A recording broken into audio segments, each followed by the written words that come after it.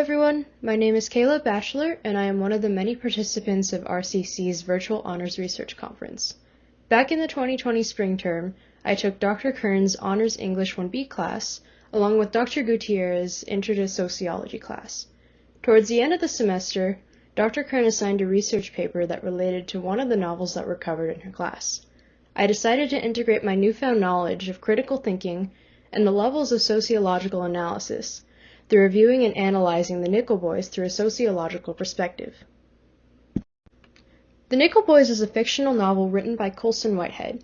It takes place shortly after the Jim Crow laws were deemed unconstitutional.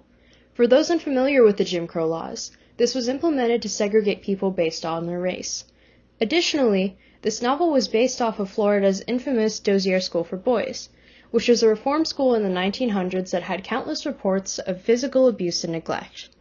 The novel follows Elwood Curtis, a 14-year-old African-American boy who gets sent to Nickel Academy after being arrested for unknowingly hitchhiking in a stolen vehicle.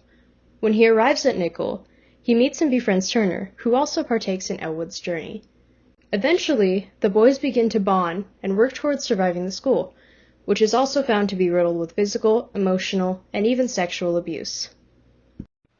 So how does the average person evaluate the progress America has made when it comes to addressing and solving racial inequality?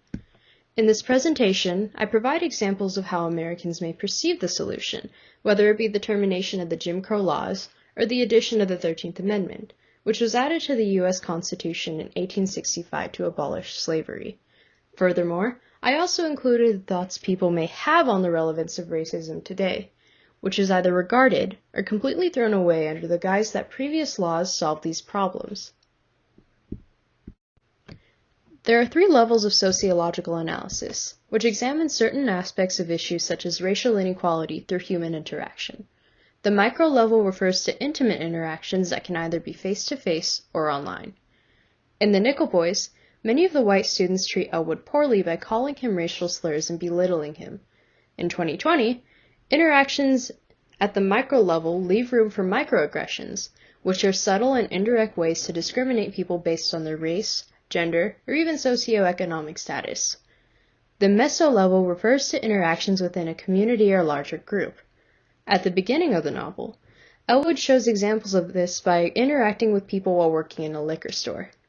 In terms of real-life examples, interacting with your peers at RCC or citizens in the city of Riverside fall under this category. Finally, the macro level, which covers any institutional processes that take place nationally or globally and covers larger issues such as climate change, societal standards, or women's rights. This is seen in the novel when Elwood is protesting racial inequality with his classmates and a high school teacher. Education, the medical field, legal system, and resulting protests are aspects of Whitehead's novel that will be discussed. Each area holds significance in racial inequality, as they interconnect and bleed into all other aspects. Lincoln High was the school Elwood attended prior to Nickel Academy.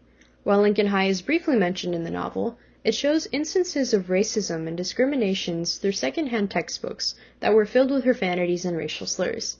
On Elwood's first day at Nickel, he was led to a quote-unquote colored section for uniforms that were poor in comparison to other uniforms.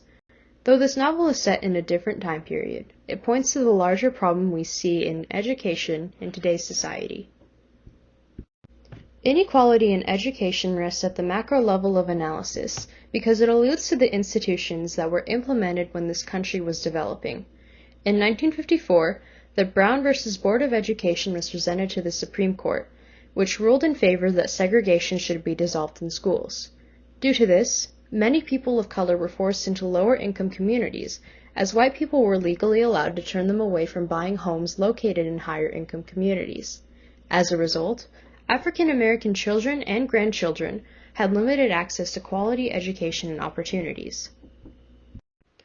A research study focused on how children, ages 36 to 52 months old, completed standardized testing processes that are implemented in American schools. Researchers found that African American children had significantly lower test scores in comparison to white children because of their lower socioeconomic status. Shortly after his arrival, Elwood is physically punished by the staff at Nickel after trying to break up a fight, eventually leaving him inside the infirmary. There, he encounters the subtle, yet notable difference in how he is treated by the nurse and doctor. Nurse Wilma is described as kind and like a second mother to the white boys, and appeared cold and distant to the African American boys that entered the infirmary. In another incident, the nurse and doctor in the infirmary treated a sick white boy like royalty, whereas Elwood was treated like a peasant. Whitehead's inclusion of this event points to what we see when it comes to the way African Americans are treated in hospitals and care facilities.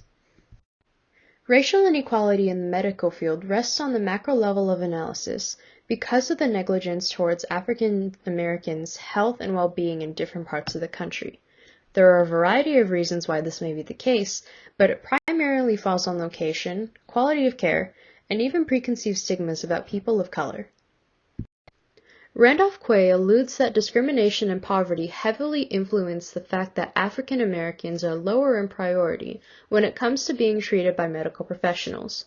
For instance, 29.8% of African Americans were uninsured, and as a result, African Americans were found to have a decreased life expectancy and increased likelihood of developing health problems later on.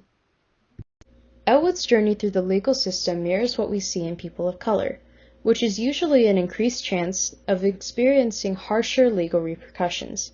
At the beginning of the novel, Elwood's teacher at Lincoln High contacts him and tells him about a free college program for academically gifted students. However, the college was located hours away from the city he resided in, leading Elwood to hitchhike. Shortly after, he is picked up by an African American man who is found to have stolen the vehicle after getting pulled over by the police. Because Elwood was also in the car, he faced the same legal repercussions and is consequently sent to Nickel Academy. Racial inequality in the legal system rests at the macro level of sociological analysis due to the fact that the legal system covers the United States. Unfortunately, many of us know of the legal system and its implicit bias, which pertains to the way people unconsciously act around people due to stereotypes and stigmas. Today, people often witness African Americans get racially profiled, which implies a group of people are targeted based on preconceived stigmas about their race. Due to racial profiling, many African Americans are victims of police brutality, along with significantly longer and harsher legal repercussions. In the research study, Youth Crime, Adult Time, Is Justice Served?, researchers ask questions such as, is the percentage of African American youth charged as adults higher than the percentage of African American youth arrested for felony offenses? In response, the researchers found that in 9 out of 10 jurisdictions, African Americans were disproportionately charged in adult courts. They also asked, are minority youth treated more harshly than Caucasian youth? To answer this, they found that African American juveniles represented 76% of offenses filed in adult courts, despite only representing 68% of the overall population. Protesting was arguably one of the largest themes in the Nickel Boys. We see instances of it at the very beginning of the novel, where Elwood attends a protest with a teacher from Lincoln High, along with his efforts to tell an inspector of the abuse transpiring in Nickel Academy. However, this effort falls short, as Elwood is eventually killed while attempting to escape Nickel Academy with Turner. We later discover that it was in fact Turner who assumes Elwood's identity and creates a different life following his traumatic experience. This is foreshadowed at the very beginning of the book, when Whitehead says there lived a Nickel boy who went by the name of Elwood Curtis. Protesting rests at the macro level of sociological analysis, as many cities have recently erupted into protest for the purpose of respective causes. People continue to watch African Americans die through police brutality, hence the outrage following. This is why we observe so many instances of protests over the treatment of people of color and how they are treated by the legal system and people within. This paper was written around the time of George Floyd's murder, so I opted to integrate an article pertaining to his tragic loss and consequential outrage from people all over the United States. The issue is the fact that any kind of protesting over racial inequality turns into a laundry list of consequences for people who are striving for change. While the means of protesting today are different, not much has changed from past to present. Consequences can range from tear gas to something as gruesome as Elwood's fate in the Nickel Boys. If there is anything that I would like people to take away from this presentation, it is that people are hurt and have been through the perpetual trauma that institutionalized racism has on many generations in this country. It is crucial to listen to those who are hurt and educate ourselves for the sake of those who are before us and those that follow us after each generation. With that said, I would like to take the time to thank my professors, former teachers, and friends for providing me the courage to make use of this platform and share the work that I took the time to compile, write, and share. Thank you, everyone.